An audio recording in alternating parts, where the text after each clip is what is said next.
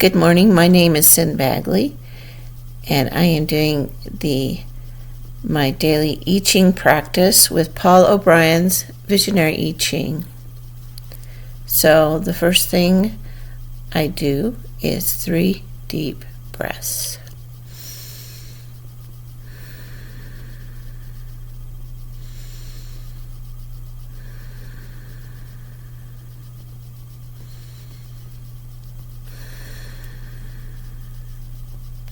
Now I cast the coins 6 times. 1, 2, 3, 4, 5, 6. And there's 2 changing lines. The first hexagram is 61, centering in truth.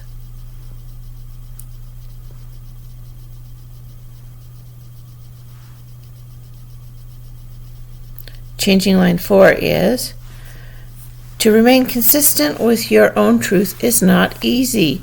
To correct this, be like a horse that pulls the plow straight ahead, bearing its burden resolutely and refusing to glance sideways, even to its mate. While the work is in progress, don't be distracted by trendy fashions and clicks. Instead, dig down deep, and your field will yield a bountiful harvest.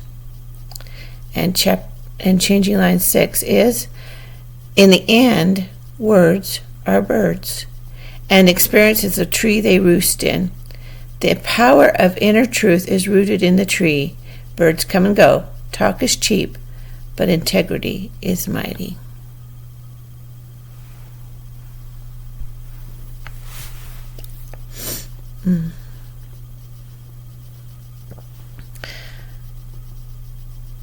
The second hexagram is joy, number 58. I like this one. I really like this one. Excuse me, this laptop is sitting on my lap, so that's why it's moving so much.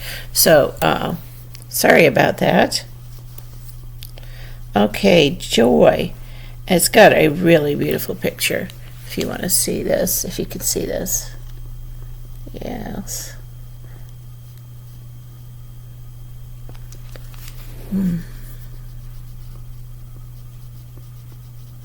Traditionally, joy was symbolized by a group of friends playing or a carefree child singing to themselves while engaged in their chores. Whatever the example, happiness is rising from within and spreading out into the world. Excuse me. Sorry, I had to sneeze. I am sorry. All right. Joy comes into the world through gentle means by springs from a solid sense of self. The power of joy should not be underestimated. The enjoyment of learning and discovery, for example, has served as the inspiration for much progress. As such, that which brings joy into the world is also a source of much potential. If happiness is supported by stability, it will wear down the stiffest barrier and win over the hardest heart. True joy is a beacon to the world. Being so rare, its presence is an indication of good fortune, now and in the future. How could it be otherwise? So, I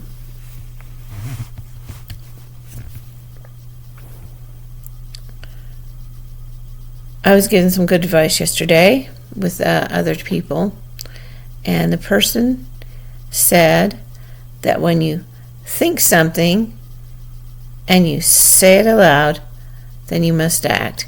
So today, and I think it might be why the I Ching is pointing in this direction. For instance, words are birds. I think that was very, very interesting. But starting today, after I go to my doctor's appointment, I'm going to start writing again. I write a lot of fantasy, sometimes a little sci-fi, mostly, well, I've written everything from contemporary fantasy to sword and sorcery. So I'm not quite sure what I'm writing today, but I'm going to start to write again. And it's not just going to be a start. I'm going to write every day.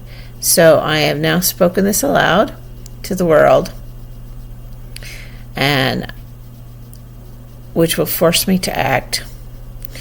Thank you so much for listening to my I Ching.